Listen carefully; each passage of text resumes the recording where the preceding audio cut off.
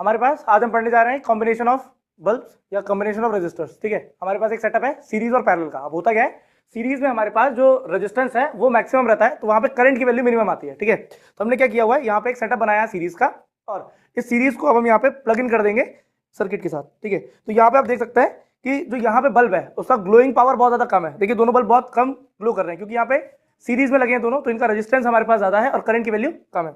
अभी इसी कॉम्बिनेशन को हम हटाते हैं और इसी सेम सर्किट को हम पैरेलल में, इन्हीं दोनों बल्बों को, सेम जिनका रजिस्टर है, इसको हम पैरेलल में कनेक्ट कर लेते हैं। जैसे इन बल्ब्स को हम पैरेलल में कनेक्ट करेंगे तो पैरेलल में होता क्या है, पैरेलल में रेजिस्टेंस जो होता है वो कम होता है।